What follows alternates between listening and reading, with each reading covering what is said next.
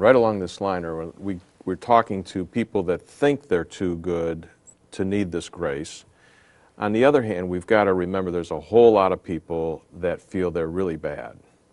They have messed up their life. And I want to talk about how grace is powerful enough to change a person.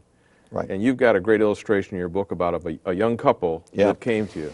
Well, let me illustrate this, first of all, by saying that there are two categories of people that find it very difficult to accept grace.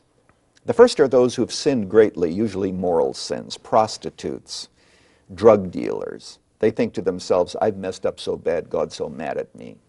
I can't accept grace. The other people who find it difficult to accept grace are the goody two-shoes, the religious types. I mean, don't they volunteer to do social work? Haven't they given some money to charity? Don't they pay all their bills? They don't have a criminal record. Why do they need grace? The simple fact is that both categories of people desperately need grace, and both can accept grace. This is why I think, by the way, though, Jesus said that the prostitutes will go into the kingdom of heaven even sooner than the religious types of his day, because they saw no need for God's matchless grace. Let's hand it to the drug dealers and the prostitutes. At least they know that if they are going to be saved, it will be by grace. You know, one day, John, I was in a church, and a young couple came forward, and I was counseling them, and this is their story. Okay, she had come to know Christ as Savior, but they had belonged to a wife-swapping club.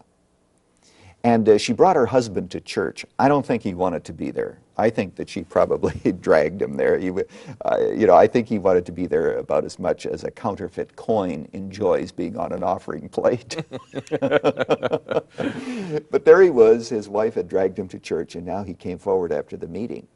So he said, I believe in a wife-swapping club, or at least he says, I'm attending, and we're part of that.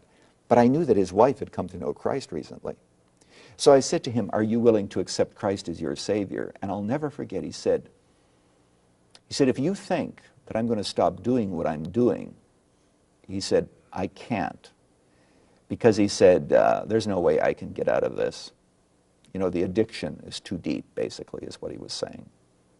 And I said to him, are you willing to acknowledge that you are a sinner and that you need to accept Christ as Savior, and that you need to be received by God's grace if you're going to be accepted by God? And he said, yes. And so I did something that I was very hesitant to do. I gambled on grace.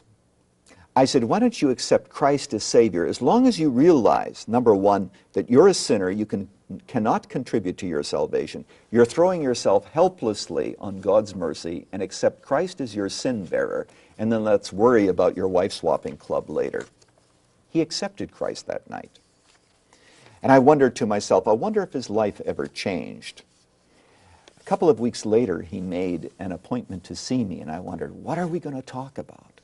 You know, the only thing on his agenda was what Bible college to attend, because he wanted to go into the ministry. Now, here are two powerful lessons about grace. First of all, that grace is communicated to those who are in desperate need, no matter of their lifestyle. Grace is available to them. But there's a second lesson. Once we've received God's grace, we are never quite the same again. In another program, we're going to be talking about what it means to be born again, and we'll see that God gives us a new nature with new desires, new aspirations, so that for this man, he could not go back to his former lifestyle. God had given him a whole new set of inner priorities. That is grace, and that's why it's so amazing.